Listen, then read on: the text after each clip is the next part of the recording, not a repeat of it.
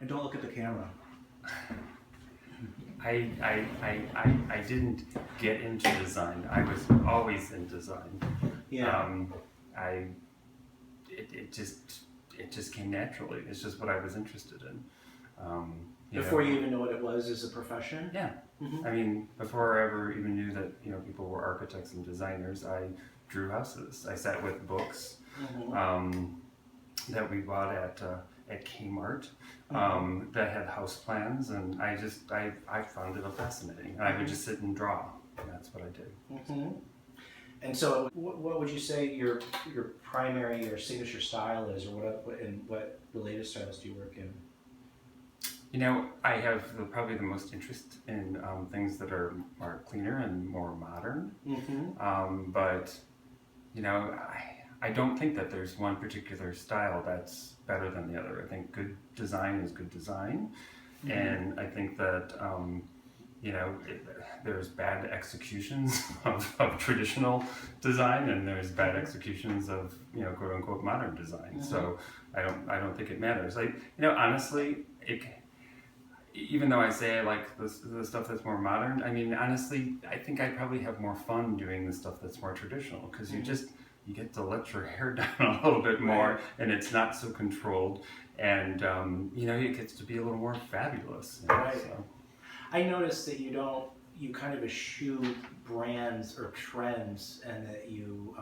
Because that's what they are, is brands and trends, and what's here today is gone tomorrow. And I think that if you love something, if you really like it, it doesn't matter. I mean, even people who won't do something because it isn't, is the current trend, because they don't want to look like everybody else, are slaves to that trend. So I think that, if you love it, you do it. Right. So, and that's how we feel about style too. Like which particular style somebody would want. If somebody has a passion for that, who am I to tell them that's wrong? Yeah. I just don't believe that. More than other designers that I know, you seem to want to really do things on the cheap as much as you can, and because I like it, and then make it and elevate it and make it look like it's more expensive, which I think is a real skill. I like a good bargain. I consider there's just like the thrill of the hunt, and then maybe that's the kill is when you actually you take something and dress it up, and I mean I can do the most upper end stuff. I've done it, and I would continue to do it. But there's just something about being able to take something that is just sort of good in its bones and turn it into something that's just a little more special. I think that I just haven't loved that. That's all. And I know that you've done that. You've used IKEA a lot for that purpose. Because IKEA is a great product at an amazing price. Yeah. And you're standing in your kitchen. I am. I did my own house that way, and it's been 10 years, and nothing has fallen apart. The shelves have been sagged. The doors closed. I mean, it's just I feel there's a responsibility to a client to sell them what they need at the price point that they have to spend. Right. And actually, even a client who had more money to spend, he just didn't want to spend it foolishly. Right.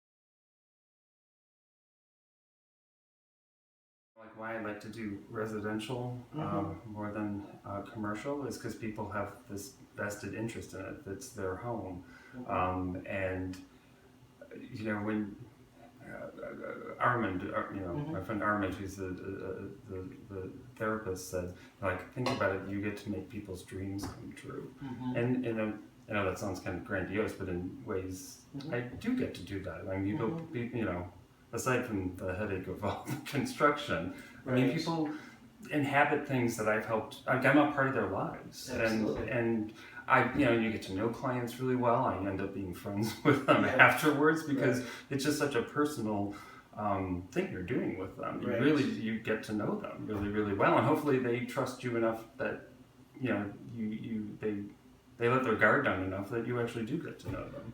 And redesigning somebody's interior is really intimate, It's an intimate experience. Oh, absolutely. That's why you become friends with so many. Yeah, I mean, you learn about people's, morning rituals and their bathroom habits and all kinds of stuff. So, and actually, when you work with a couple, you learn about how they both function or don't function in the kitchen, and so I mean, I guess it's just part of being people's lives like that. That is it sounds corny, but it really is. It makes the day interesting. So tell me, when that was put to its biggest test, like, who was your most sort of difficult client to negotiate with, to try to get them to see the light, so to speak? Well, it was, I would say the Kolosiks, and I've mentioned this before to you, that it's they weren't difficult because they were mean or nasty people. They were really lovely people. They were just very energetic, and they a little wacky. They were just and they loved color. They were a little sort of design challenged, and so when we stepped in, they sort of had an idea of what they wanted, and we had to basically educate them. But there was only a point to which they could be educated, or that truly why. You don't want to take away from them what was special about them, and they were just very kind of loud, energetic people, and the thing that mostly they wanted was loud, energetic colors. And what kind of colors?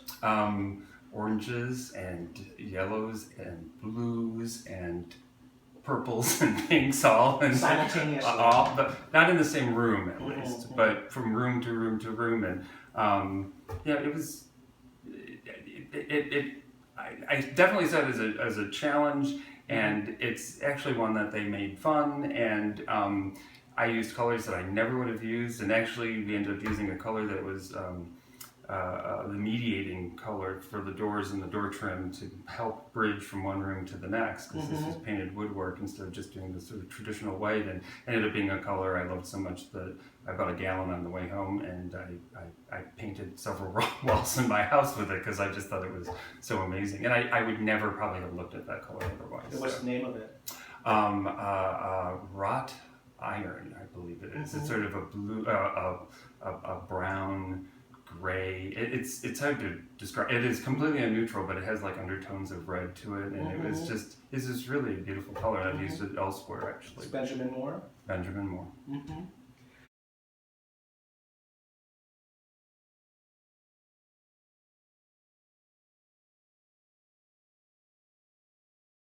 you say, maybe if you have one, do you have a favorite client?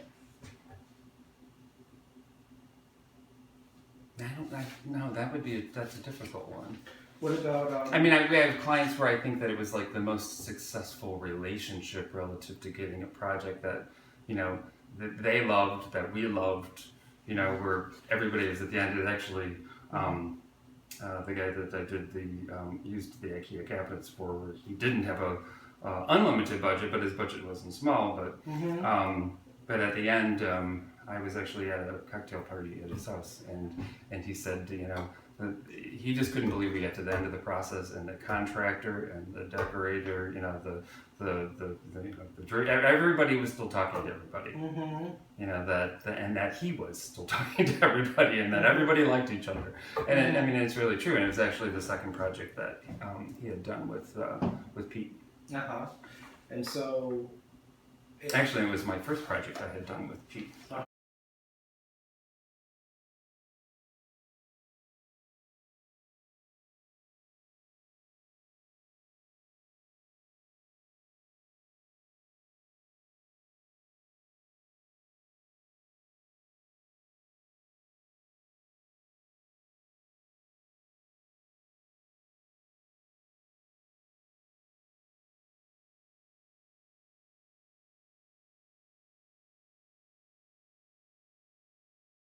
Tell us about your biggest and most dramatic renovation space.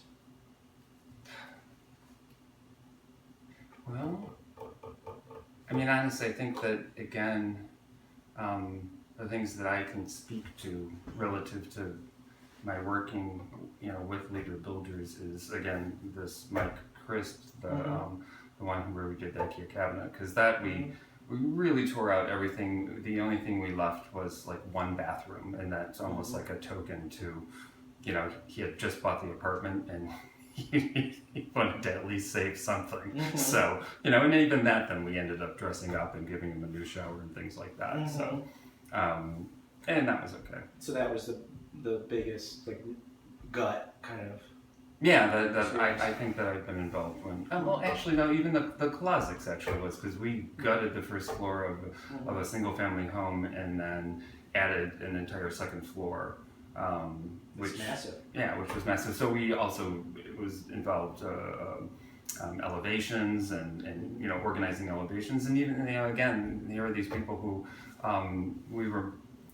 You know, I redesigned their elevations and I did some things that I thought looked great and they just weren't certain about it. And you know, and in talking with them, they came around and it's actually they ended up being some of their favorite things, which was really cool. So.